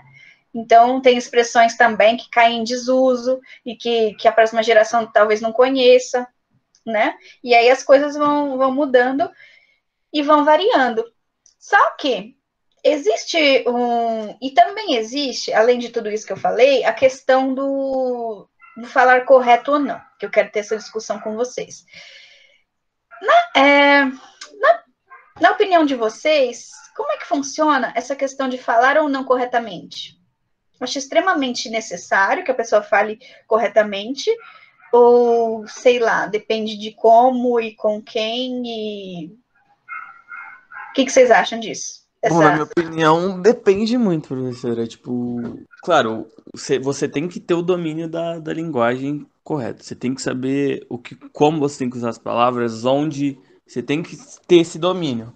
Mas acho que no dia a dia não é tão necessário. Tipo, você falar extremamente correto, o tempo todo correto, toda hora correto. Tipo, você tá em casa, você tá com sua família, você tem que falar o tempo todo correto. Você tá com seus amigos, você tem que falar o tempo todo correto. Tipo, claro, tem uma situação, um exemplo, você vai falar, você tá num tribunal, vai falar com o juiz. Aí eu acho que você teria que falar corretamente.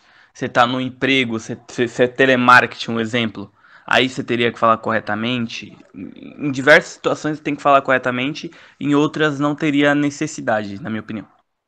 Exatamente. Porque, na opinião de vocês, qual é a principal função da linguagem? A linguagem, ela serve para quê? Para nós se comunicarmos melhor, não é?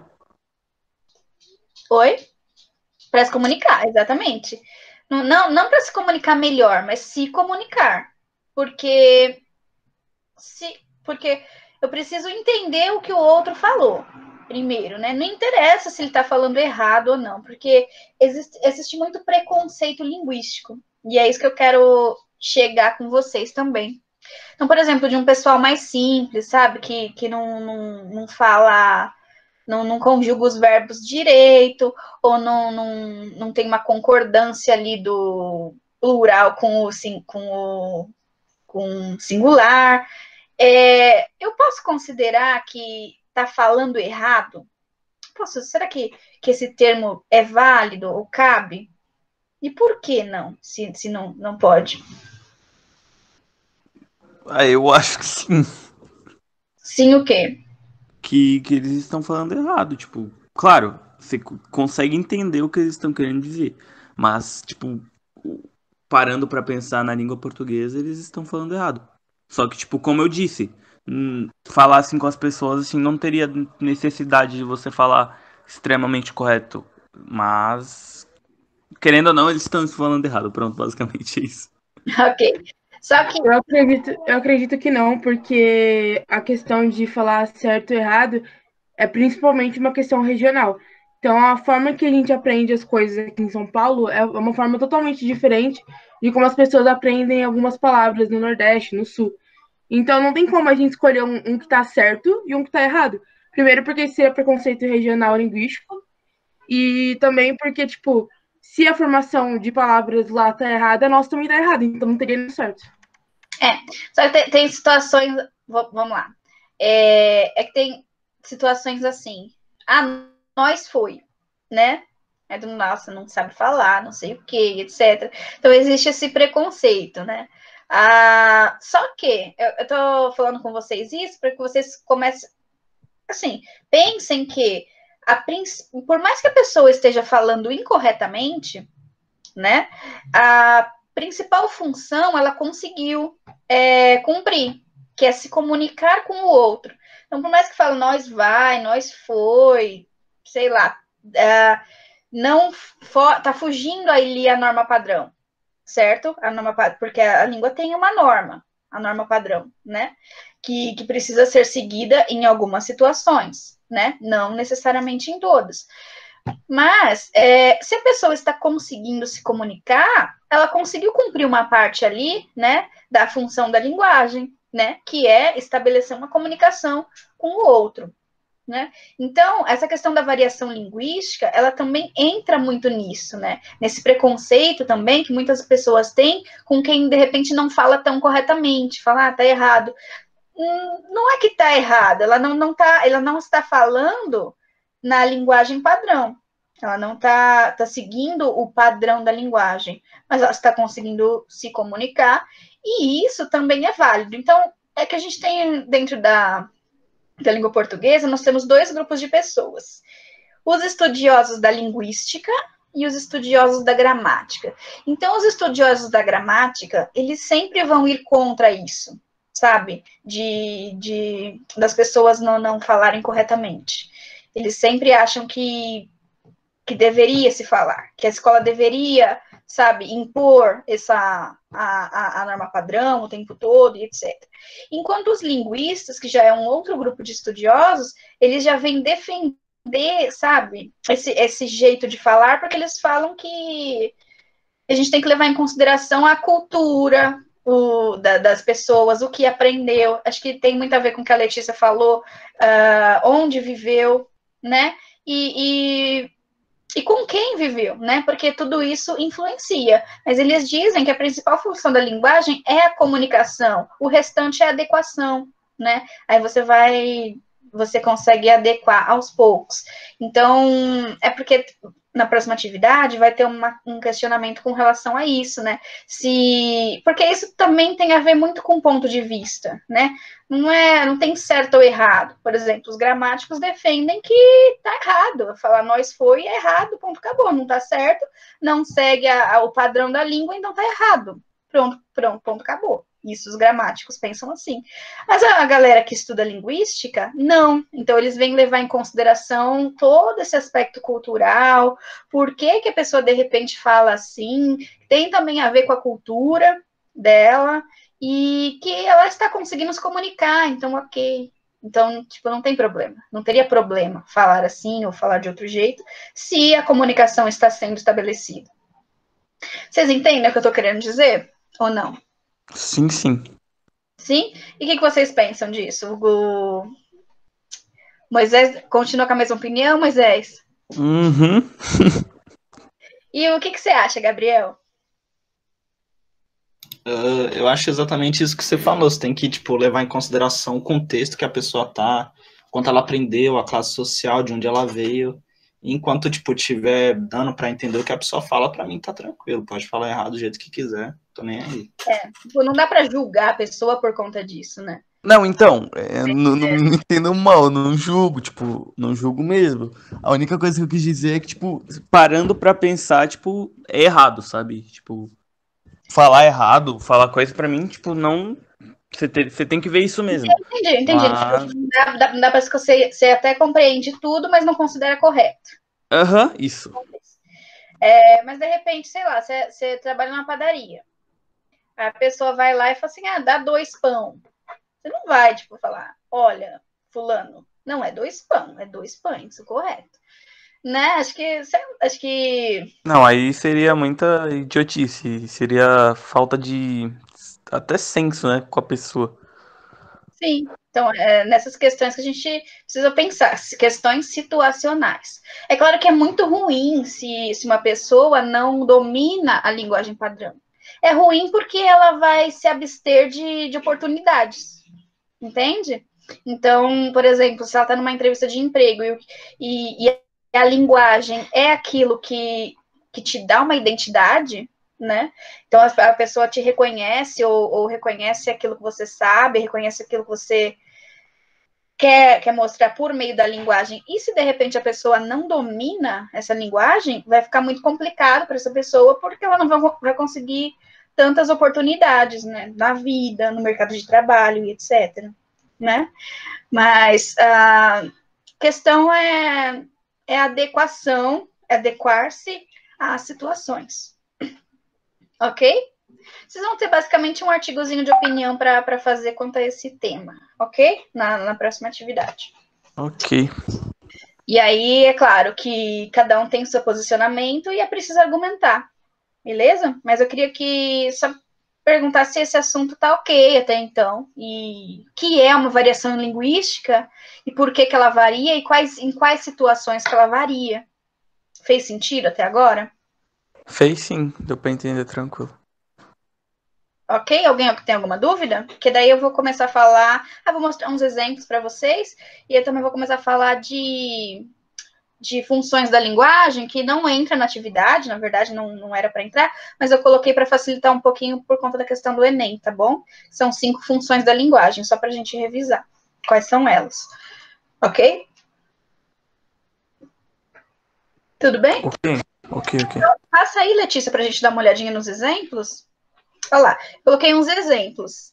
Quem pode ler a primeira tirinha? Só para a gente dar uma olhadinha. Eu. Pode ler, então, Cauã.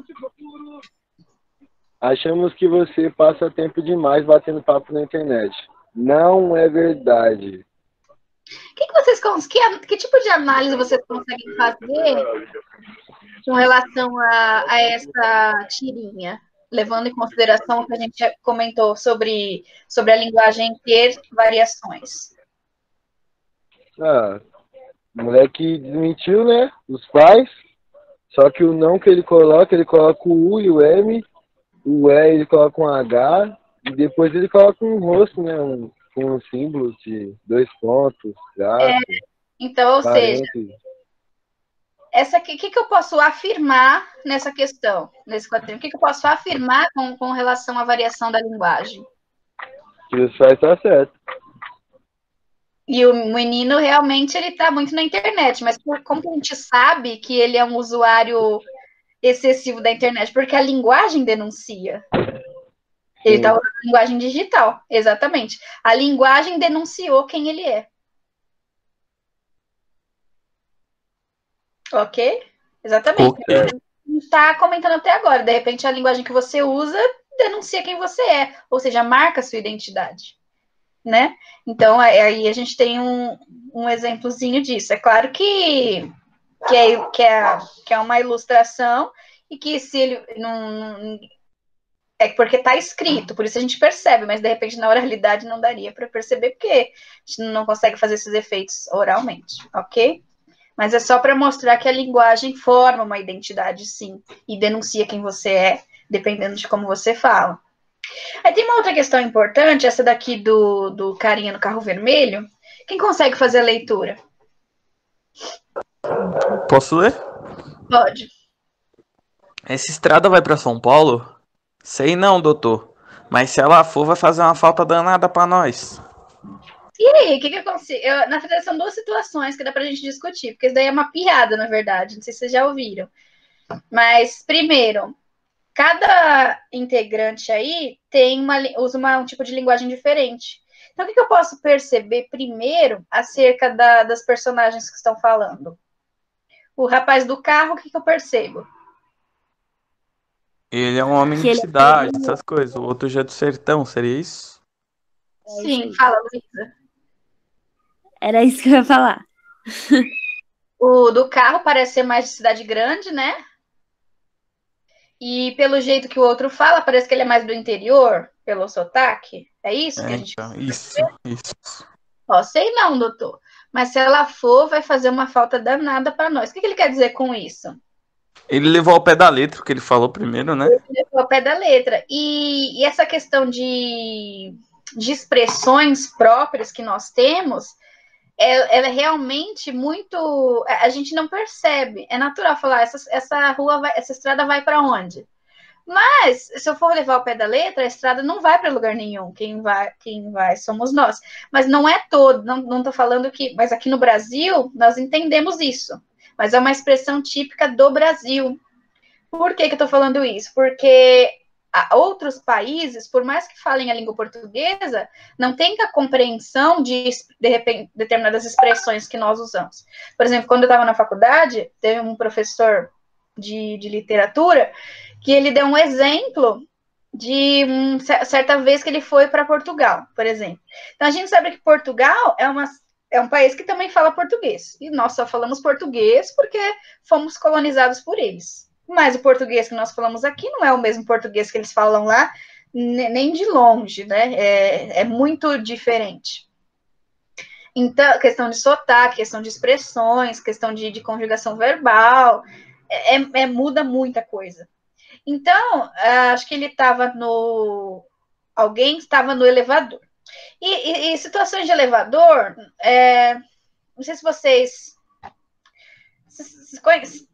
têm costume de entrar em elevador ou já entrou, sim, né? Ou não?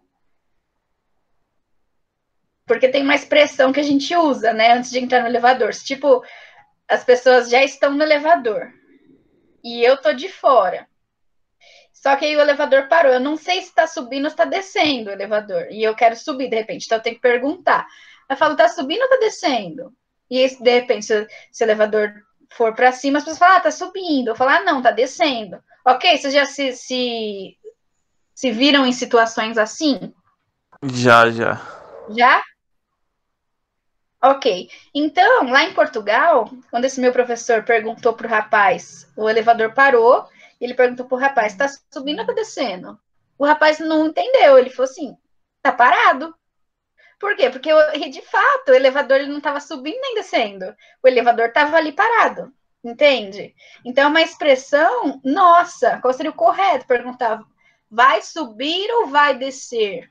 Aí ele entenderia que está se falando em algo futuro. Mas como aqui no Brasil nós temos esse costume, tá subindo, tá descendo. Ele falou, não tá subindo nem descendo, tá parado o elevador, né? Então aí ele percebeu, ele falou, putz, é uma expressão que só os brasileiros entendem e as outras pessoas não. Então, ou seja, é uma variação cultural. Deu para entender? Sim, não? Deu? E aí depois nós temos um aqui que fala de... Olha lá, não sei se dá para ler direito, então eu vou fazer a leitura desse. Olha a tangerina, olha a bergamota, olha a mexerica. Então, quer dizer, essa fruta, que aqui em São Paulo a gente chama mais de mexerica, em determinada... É que, eu não vou saber de fato onde eles falam bergamota. Mas será que é no sul? Letícia? É no sul, professora, é no sul. É no sul, né? E em determinados lugares eles chamam de tangerina. Então, ou seja, é a mesma palavra e diversas regiões do Brasil chamam de outro nome, que é o mesmo exemplo que deu com relação à mandioca, né? Tem regiões que falam aipim, tem regiões que falam macaxeira, tem regiões que falam tamarindo, mas entendi. Tamarindo é uma fruta. Tem outro nome para tamarindo em determinados lugares? Eu não entendi, Cauã. Eu acho que tamarindo é uma fruta só de uma região, não é não? Acho que é mais no Nordeste, não. Sei lá. Acho que no México também, né? Porque no Chaves ele faz suco, né? De tamarindo. Enfim. Ah, tá. Entendi agora. Mas assim, essa questão de variações de palavras, né? Dependendo da região. E tem o último, né? Pra gente dar uma olhadinha. Quem pode fazer a leitura? Dá para ler, gente? Esse último? Se quiser que eu leia, eu posso ler. Tenta ler, então, pra gente.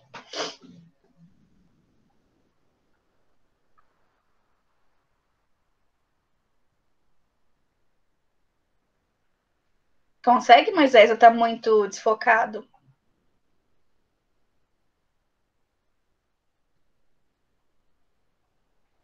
Moisés? Oi, professora. Tá meio difícil, mas acho que eu consigo sim. Tenta aí.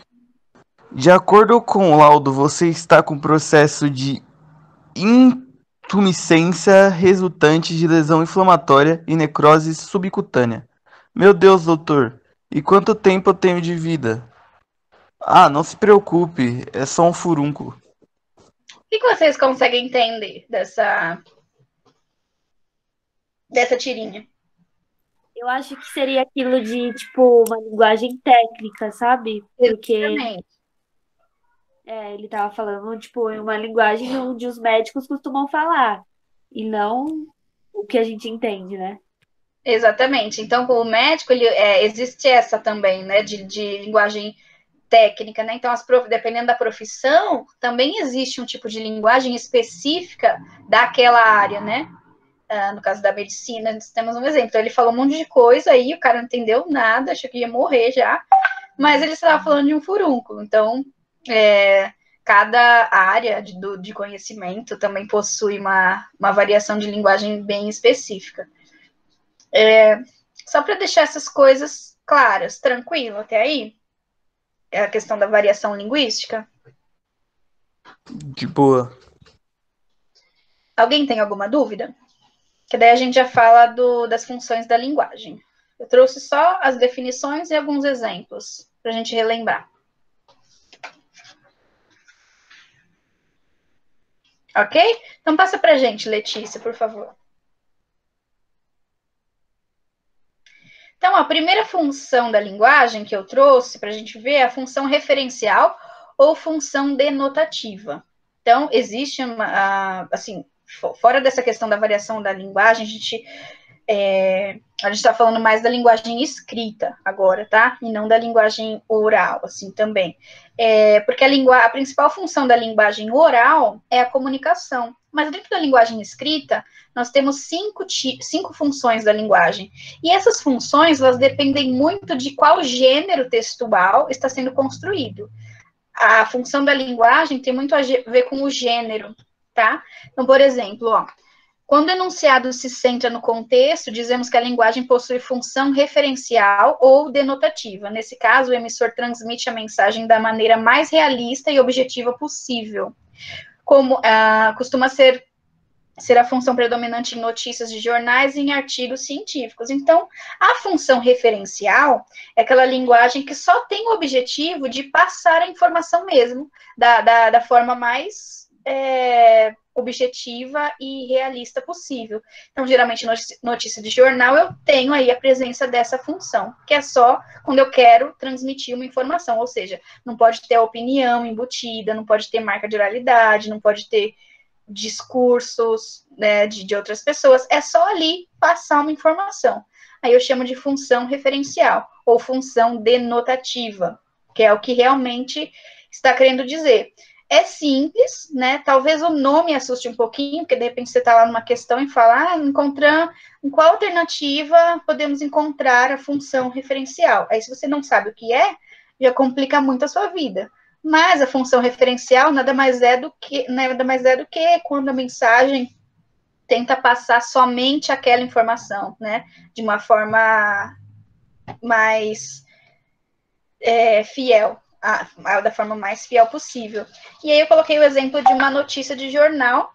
Taxa oficial de desmatamento é 42% maior do que apontava o sistema de alertas do INPE. E aí tem ali o corpinho da notícia que vai somente transmitir a informação. É só isso. No caso da função referencial ou denotativa. Tudo bem? Tranquilo. Tranquilo? Depois é legal anotar. Depois eu mandar os slides para vocês, vocês anotem, porque de repente decorar não, né? Bom, são 5 só, né? Aí você precisa compreender um por um.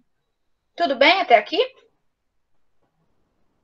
Alguém tem alguma questão quanto a esse tipo de linguagem? Desculpa, esse tipo de função da linguagem?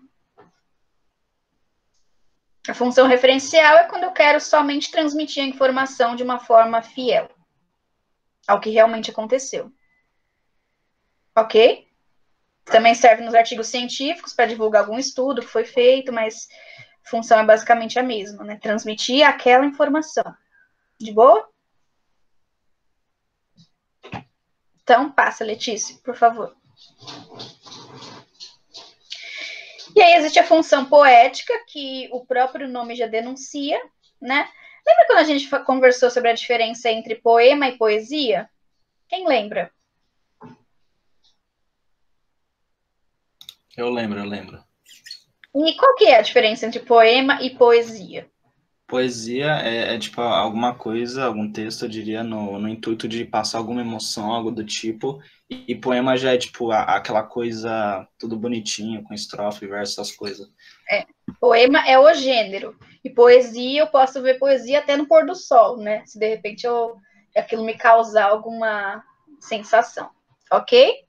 Então, quando dentro de um texto eu tenho função poética, quando eu percebo que a estrutura ela foi muito bem elaborada, né? E que existe um jogo de palavras ali, existe um ritmo, existe de repente rima, e aí eu consigo achar a função poética. E geralmente vai ter esse tipo de função ou em poemas ou em letras de música, mas existem prosas poéticas também. Por exemplo, até o Macunaíma, que a gente acabou de ver, é uma prosa poética, porque é a forma como ele elabora determinada construção de algum trecho, eu olho e vejo que está mais elaborado, sabe? Que tem poesia ali, né? Tem algo diferente. E aí eu consigo enxergar a função poética. E aí tem um exemplozinho, né? De um poema da Cecília Meirelles, ou se tem chuva e não se tem sol, ou se tem sol e não se tem chuva, ou se calça a luva e não se põe um anel, ou se põe um anel e não se calça a luva. Então a gente percebe que é uma construção mais elaborada, né? Tem ritmo, de repente tem alguma rima ou outra, então eu consigo perceber que existe a função poética. E aí aqui fala uma coisa importante, que significa muito mais, tem muito mais a ver com preocupação da estética, né? Então a forma como as palavras são colocadas é que denuncia se existe a função poética ou não, se existe uma preocupação com a questão da estética do texto. Ok? Aí ele coloca até aqui que em quadros eu posso ter a função poética, porque embora não tenha palavras, mas se eu consigo sentir determinada sensação ali, é porque tem poesia. Ok? Ok. Alguém tem alguma pergunta, alguma dúvida? Não? Depois, no próximo formulário, eu vou passar umas questões sobre isso para vocês, tá? Eu vou pegar umas questões que caiu no Enem mesmo. Vai para a próxima, por favor. Aí tem a função fática, que ela é bem simplesinha de entender. Ela é quando eu tenho que puxar assunto com alguém, basicamente isso. Sei lá, uma situação, eu estou lá no ponto de ônibus, aí tem a pessoa do meu lado, se eu quero puxar a conversa com ela, geralmente eu faço o quê? Como que a gente puxa conversa com alguém que a gente não conhece? Como que isso acontece? Você fala de alguma coisa da frente, sei lá, que aconteceu, tipo, então, já me aconteceu isso. Geralmente eu faço isso. Então, a função fática, ó, quando o enunciado se centra no contato ou no canal, é a tentativa de manter contato, tá? Dizemos que a linguagem possui função fática. Nesse caso, a mensagem está sempre voltada para o contato em si, a fim de certificar-se de que o canal está aberto, ou seja, se você está realmente se comunicando com o outro, funcionando eficientemente e de prolongar a comunicação. E o exemplo do telefone é bem típico, porque quando você fala, alô, você está me ouvindo? O que você está tentando? Você está tentando saber se o outro está ali, né? Você está tentando manter o contato, certo? Eu fico tentando o tempo todo com vocês aqui, né, gente? Vocês estão me ouvindo? Tudo bem? Posso tratar? Então, eu uso direto a função fática para tentar manter contato com vocês. Quando eu estou no ponto de ônibus, que eu quero puxar, ou na fila do banco, que eu quero puxar conversa com alguém, aí geralmente fala, nossa, tá frio hoje, né? Nossa, o tempo mudou, você viu? Parece que vai chover, hein? Então, esse tipo de reação, eu também chamo de função fática, porque é a tentativa de estabelecer algum tipo de comunicação com o outro. Não é? Essa questão do tempo, acho que é bastante usada, né? Você vem sempre aqui, né? Sei lá. Mas a tentativa de manter o contato, eu chamo de função fática. Tranquilo? Tranquilo. Tudo certo até agora? Difícil não, né? Deixa eu ver se tem, ó. Então, é mais isso mesmo, ok? Passa pra gente, Letícia. E aí tem a função conativa ou apelativa. Veja, não é conotativa. Conotativa é outra coisa, quando eu estou falando de coisas no sentido figurado. Conativa ou apelativa, que é os dois nomes que se dá a essa função, eu geralmente acho em propaganda, porque, ó, se o enunciado centra-se no receptor da mensagem, a linguagem possui função conativa ou apelativa. Aqui o enunciado procura estabelecer um vínculo muito forte com o receptor, chamando a sua atenção. Por isso, muitas vezes, é um enunciado na segunda pessoa, que é o você, né?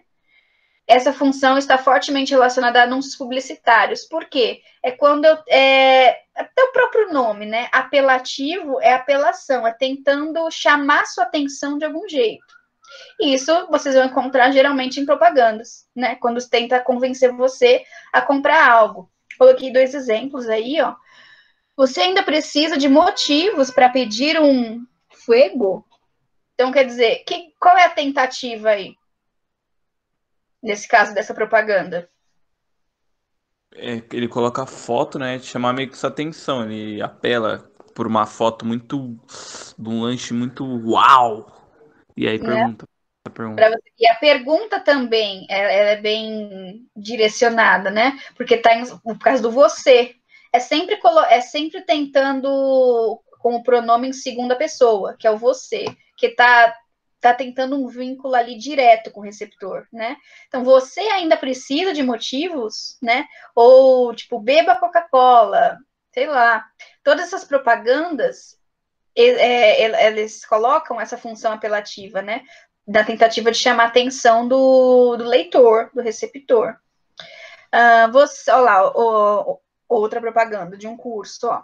Você sabe realmente qual é o seu nível de inglês? Comece a transformar o seu futuro. Conheça o seu nível. E aí? Existe, nesse caso, a função apelativa ou a função conotativa? De que forma tenta se chamar a atenção nesse caso?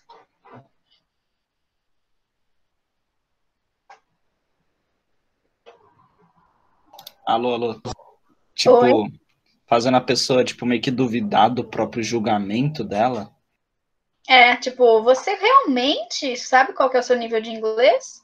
Aí você fica, não, tipo, tem que saber, né? Acho que eu vou fazer esse curso aí, acho que vou tentar, né? Então, é a tentativa de chamar sua atenção para que você faça, né, o teste que eles estão propondo e, de repente, comece a fazer o curso que eles estão oferecendo. Olha lá, conheça o seu nível. E aí a setinha para você clicar. Então, são tudo tentativas de fazer você chamar a sua atenção. Fazer você chamar a sua atenção é ótimo, né? Fazer chamar a sua atenção. Para que... Ok? Tranquilo até aqui? Tranquilo. Tranquilo. Alguém tem dúvida? Não? Então, passa mais uma vez, por favor. Acho que nós temos a última função.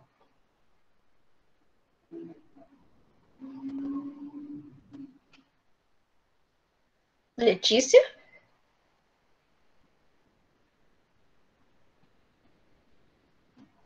Isso. Ah, não, temos mais duas. Tem a função emotiva ou expressiva, que é aquela função onde você percebe que a pessoa está ali demonstrando sentimentos, não tem muito segredo, certo? Ó, a função emotiva, por outro lado, está centrada no próprio emissor, geralmente em primeira pessoa, tá? Assim sendo, costuma tratar-se de um enunciado repleto de lirismo, de subjetividade. Lirismo é questão de sentimentalismo mesmo, tá? Subjetividade comumente construído na primeira pessoa. O eu lírico mostra-se de maneira muito evidente, costuma estar presente em diários, em obras artísticas narradas em primeira pessoa ou baseadas em autorrepresentação. Eu trouxe um exemplo da Carolina Maria de Jesus, né? Fiquei pensando que precisava comprar pão, sabão, leite para Vera Eunice. E os 13 cruzeiros não dava. Cheguei em casa, aliás, no meu barracão, nervosa e exausta. Pensei na vida atribulada que levo. Cato papel, lavo roupas para 2 jovens, permaneço na rua o dia todo. Estou sempre em falta. Então a gente percebe a tentativa dela de estar demonstrando ali o que ela sente, né? Ou como ela está naquele momento. Então, por isso eu chamo de função emotiva ou função apelativa, quando eu percebo que o objetivo é demonstrar sentimentos e sensações dentro da mensagem. Ok? Ok. Alguém tem alguma dúvida? Alguma pergunta? Ok. Passa para o último, então, para gente.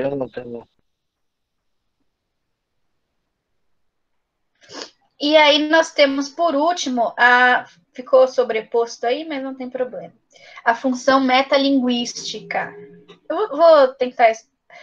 Quando a função metalinguística, basicamente, é quando eu tento explicar o código pelo próprio código. Como assim?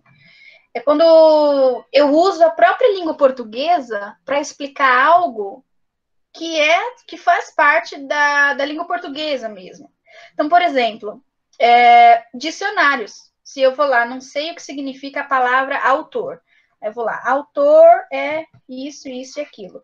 A tentativa de explicar o significado é a função metalinguagem, né? Ou metalinguística.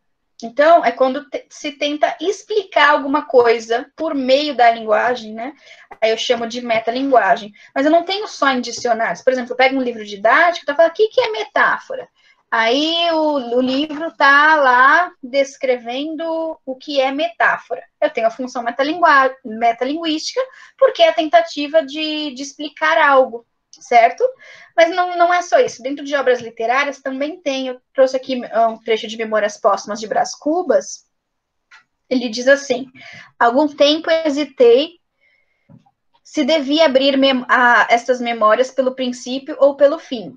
Isto é, se poria em primeiro lugar o meu nascimento ou a minha morte. Suposto uso vulgar, seja começar pelo nascimento. 2 considerações me levaram a adotar diferentes métodos. A primeira é que eu não sou propriamente um autor defunto, mas um defunto autor. Então, veja que ele está tentando explicar a obra através da própria obra. Então, o Machado de Assis, ele faz muito isso.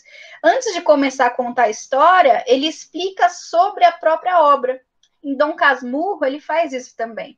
Ele tenta explicar no início por que as pessoas chamam ele de Casmurro. Aí ele conta uma historinha lá, que ele estava num trem, lendo uns poemas lá, um cara estava lendo uns poemas para ele, e aí ele não se interessou muito, e o cara chamou ele de Casmurro, por ser ranzinza, sabe? E aí esse apelido ficou. Então, quando ele tenta explicar coisas da própria obra literária através da obra literária, eu também chamo de função metalinguística, tá? E lembra, sabe aquele poema que a gente viu do João Cabral de Melo Neto, aquele Catar Feijão, que ele fala do próprio ato de escrever dentro do poema? Ele fala de escrever poema dentro do próprio poema. Então, eu também tenho ali a função metalinguística, porque é a tentativa de explicar algo dentro ou dentro de um texto, né? Enfim, vocês conseguiram entender como que é a função metalinguística? Entendi. Entendeu? Luísa, Cauã, Gabriel? Mais ou menos. Sim, mais ou menos. Por que mais ou menos? Qual que ficou confuso?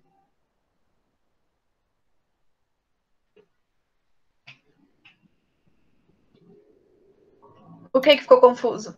Tipo, como é que eu vou saber que tá ocorrendo essa função? Porque você percebe que o autor, por exemplo, se eu pegar um dicionário, já é claro, certo? Ou um livro didático, porque existe ali a tentativa de explicar algo, certo? Agora, se eu percebo que o autor está tentando me explicar a obra dele dentro da própria obra dele, aí eu consigo perceber que existe a função metalinguística. Por exemplo, nesse caso, ó, ele fala, a primeira é que eu não sou propriamente um autor defunto, mas sou um defunto autor. Ele está explicando, ele não começou a história ainda. Ele está explicando questões da obra antes de começar a história. Ele está falando que ele não sabia se começava pelo fim, se começava pelo meio. É uma tentativa de explicar a própria obra para o leitor. Ele faz isso em Memórias Póstumas, ele faz isso em Dom Casmurro também, quando ele tenta explicar para o leitor o porquê que ele ficou conhecido como Casmurro, antes de começar a contar a história do Dom Casmurro, de fato. Então, eu percebo isso, geralmente, antes dele começar a história. Antes dele começar a história, se ele tenta te explicar a obra, aí ele está utilizando a função metalinguística. Ok? Ok, E no caso lá do poema que eu falei, ele não tenta explicar como escrever um poema dentro de um poema. Vocês lembram desse poema que eu tô falando? Catar Feijão? Que ele compara o ato de escrever com o ato de catar feijão? Lembro Eu tenho sim. essa função aí, por quê? Porque ele tá explicando para você como é que se escreve um poema, mas ele está explicando dentro do próprio poema dele. Entendeu? Então, por isso, eu tenho a função metalinguística ali. Ok? Ok. Ficou claro, ô Gabriel? Sim, agora eu entendi. Cauã?